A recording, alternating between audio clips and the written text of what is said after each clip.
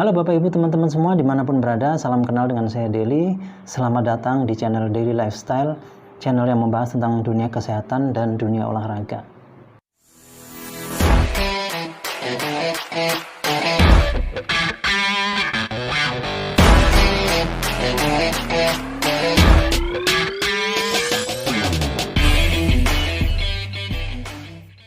Nah, pada video kali ini teman-teman, Bapak Ibu sekalian, saya mau berbagi informasi atau sharing seputar pengalaman saya, pengalaman pribadi ya. Pengalaman saya pribadi dalam menurunkan berat badan. Dalam bisa dibilang ya diet juga ya. Bagaimana saya menurunkan berat badan, tapi sebelumnya saya mau cerita dulu bahwa dari awal saya mulai SMA kelas 3 itu Bapak Ibu teman-teman ya. Itu berat badan saya itu nggak berubah. Bahkan sampai tamat SMA waktu itu tetap 55 kilo saja. Ya bahkan saya sampai kerja setahun pun itu masih beratnya 55. Kadang-kadang saya ngiri lihat teman ya, badannya besar-besar bagus. Sementara saya waktu itu beratnya cuma 55 kilo. Terus itu tulang rusuk nih kelihatan sekali nih. Tulang sini nih kelihatan sekali. Sampai ada teman yang dari Surabaya itu mengatakan dalam bahasa Jawanya ya, katanya terangin kabur katanya.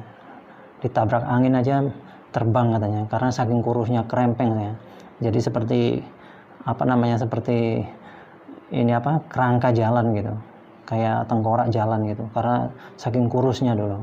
Terus kemudian setelah saya bekerja kurang lebih setahun, itu saya mulai diajak fitness sama teman-teman saya. Kebetulan saya memang hobi olahraga dari kecil ya, seingat saya dari mulai kelas 3 SD itu saya udah pulang sekolah itu udah macem-macem lah ya, udah push up lah, restock segala macam itu, sit up, sering bikin di belakang rumah dan sama teman-teman ya, saya udah biasa kayak gitu karena saya memang hobi sekali sama olahraga.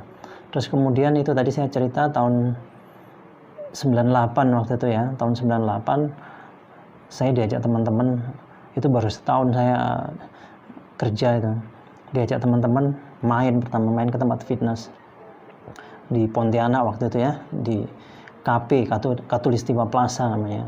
Itu ada tempat fitnessnya, di situ diajak. Kemudian diajak main, terus saya lihat bagus sekali nih, karena saya sudah sering ngebayangin ya, sudah sering membayangkan gimana sih kalau kita fitness nanti punya badan bagus itu. Tapi saya ini dari kampung ya, saya dari kampung terpencil, jadi saya nggak tahu mau fitness tuh kemana. Nah disitulah saya kesempatan diajak teman-teman fitness, kemudian saya berangkat ikut teman, ngikut saja saya ngikut. Dan pada awalnya Bapak Ibu teman-teman, saya hanya main yang namanya tricep. Tricep ini main belakang ini Bapak Ibu teman-teman. Cuma main tricep, diangkat ke atas main gini ya. Terus setiap hari itu selama 3 bulan. Kemudian saya didatangi sama pelatih, ditanya kenapa mainnya cuma itu saja. Akhirnya sama beliau, singkat cerita dibimbing selama setahun. Dan setahun kemudian itu saya coba nimbang berat badan saya 65 kilo. Nah disitulah badan saya naik 65 kilo. Tapi saya waktu itu ya masih antara ngerti dan enggak tentang dunia fitness ya. Terus saya mulai pelajari. Terus lumayan ya, bukan pinter tapi lumayan agak tahu ya tentang nutrisi tapi belum maksimal. Kemudian sampai saya latihan sampai 5 tahun. Sampai 5 tahun itu berat badan saya tetap stabil di situ terus. Sampai tahun berapa waktu itu saya berhenti, saya berhenti total. Kemudian nggak lama, setahun kemudian naik berat badan saya sampai 70 kilo. Dan itu perut saya sampai besar Bapak Ibu teman-teman ya, sampai besar. Kemudian saya olahraga lagi, turun lagi. Terus saya berhenti total lama ya, sampai 15 tahun saya berhenti. Terus singkat cerita saya pindah ke Jawa, sama sekali saya nggak pernah olahraga. Itu sampai saya itu kalau nggak dibilang orang, saya belum tahu Bapak Ibu teman-teman. Jadi waktu itu mama saya yang bilang sendiri, perutmu kok besar sekali sih, nggak sakit kah kalau duduk segala macam, kok sampai kayak gitu. Kemudian saya ngaca, bener juga ya, itu tahun berapa ya, tahun kemarin, akhir tahun 2018. Nah kalau Bapak Ibu teman-teman mau lihat saya di tahun 2019 ya, dari mulai tahun 2018 sampai tahun 2019, ini Bapak Ibu bisa lihat di foto ini. Ini saya beratnya 83,3 kg. Dan itu perutnya besar sekali Bapak Ibu teman-teman. saya itu bermasalah kalau pergi-pergi sama teman-teman ya, terus kemudian diajak mampir mau makan di lesehan, itu sangat susah sekali Bapak Ibu teman-teman.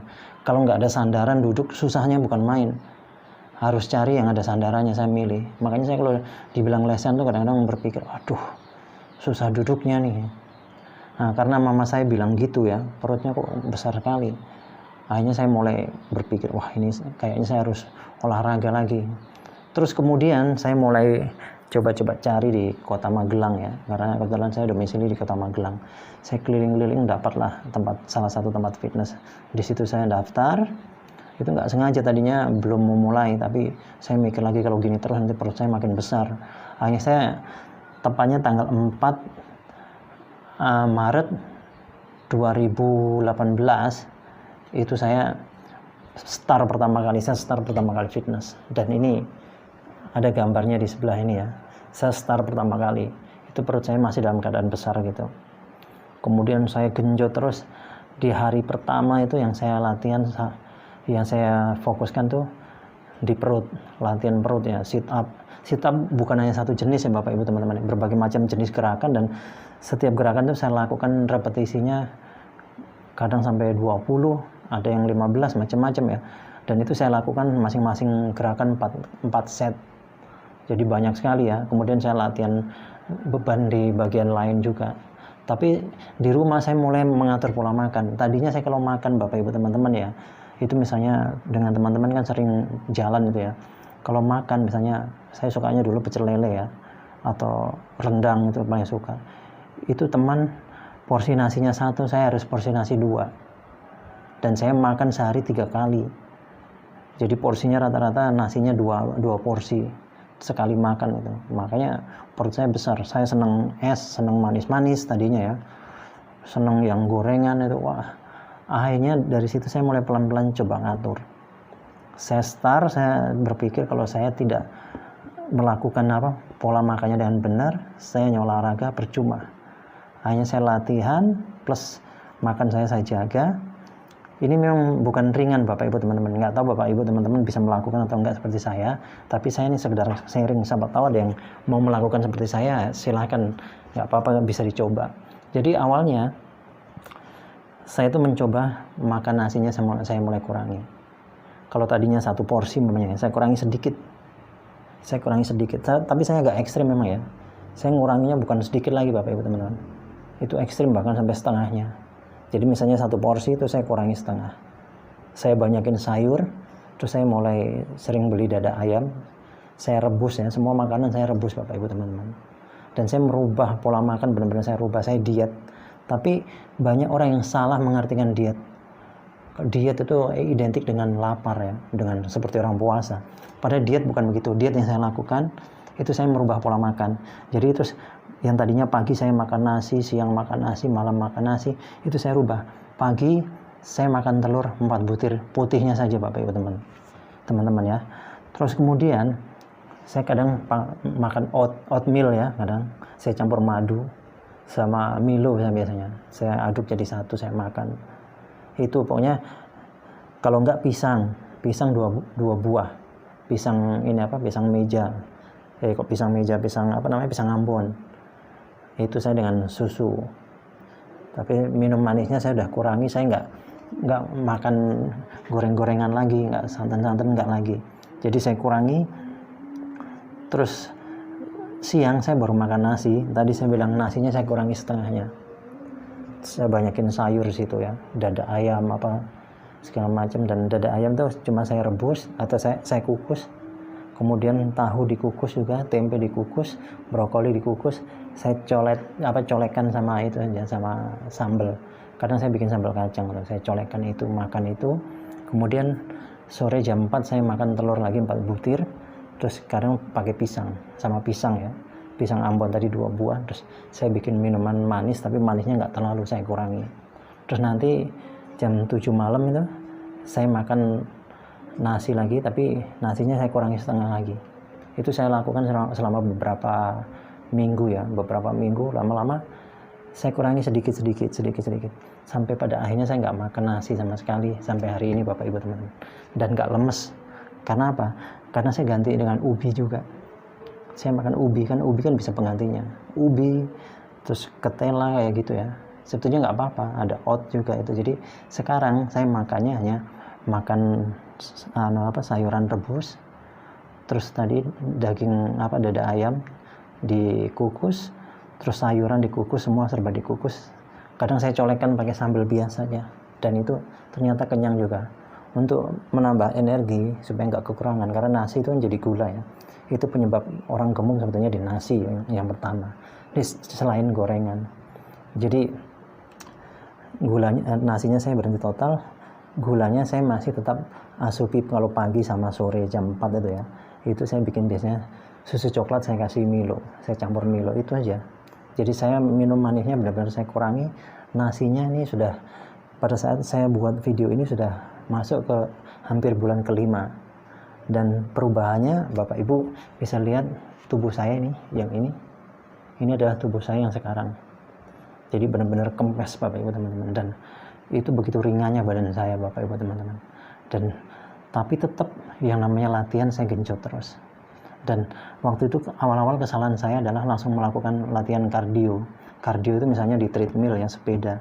Karena kalau orang menurunkan badan itu sebaiknya kardionya di belakangan latihannya. Jadi main dulu beban, setelah beban capek baru kardio. Kenapa demikian?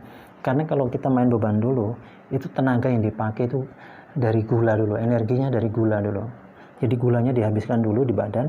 Setelah itu nanti kardio udah menggunakan tenaganya pakai lemak. Jadi lemaknya cepat turun, cepat kempes badan. Tapi banyak orang salah, orang gemuk langsung kardio. Memang bisa, tapi hasilnya nggak maksimal. Karena kalau kita kardio duluan, pada saat latihan, pada saat nanti kita latihan kardio itu ya, latihannya di kardio, seperti sepeda, treadmill, dan sejenisnya, itu yang digunakan energinya dari gula. Setelah, tapi untuk menghabiskan gulanya itu Bapak Ibu teman-teman, kalau kardio lama, bisa sampai setengah jam baru dia bisa keluar benar-benar. Tapi kalau kita ini latihan beban dulu, itu gulanya cepat keluarnya, nanti gula habis, kita latihan kardio, itu maksimal keluarnya. Jadi seperti itu Bapak Ibu teman-teman yang saya lakukan. Di samping itu saya ada ini ya, beberapa suplemen yang sifatnya protein, jadi yang tidak berbahaya, memang benar-benar alami. Jadi kalau Bapak Ibu teman-teman yang pengen pengen diet tapi alami ya, bisa coba seperti saya. Tapi nggak harus ya, karena belum tentu orang mampu seperti saya. Bahkan barusan tadi aja ada yang nanya, Mas, memang kalau nggak makan nasi nggak lemes? Tapi buktinya saya nggak lemes, karena di situ masih ada ubi, masih ada oatmeal ya, bisa penggantinya. Dan pastikan kalau kita diet seperti ini jangan sampai kelaparan. Kalau kelaparan yang ada malah merusak tubuh. Dan Bapak Ibu teman-teman perlu tahu, kalau diet di luaran sana bagus enggak sih, yang beli produk diminum. Bapak Ibu harus tahu teman-teman ya, bahwa banyak sekarang produk diet itu yang mengandung BKO, bahan kimia obat, yang ada bukannya sehat malah menimbulkan penyakit. Karena apa? Banyak produk diet itu yang begitu diminum itu hanya menguras air dalam tubuh, sedangkan tubuh kita perlu air. Itu airnya dikuras, jadi seolah-olah memang berat badannya turun, tapi yang menyebabkan turun karena air yang berkurang. Nah ini justru bahaya, malah bisa jadi dehidrasi dan sebagainya. Jadi harus hati-hati, harus pintar-pintar memilih produk diet. Jadi seperti itu Bapak Ibu teman-teman ya, sharing dari saya. Seandainya bermanfaat mungkin bisa dipakai, dan ya bisa untuk pertimbangan, atau mungkin kalau ada yang mau ditanyakan seputar diet, mungkin saya bisa bantu, atau kalau saya pun belum bisa bantu, nanti bisa saya carikan dari sumber lainnya. Oke, terima kasih Bapak Ibu teman-teman atas perhatiannya. Salam sehat, sukses untuk selalu sehat.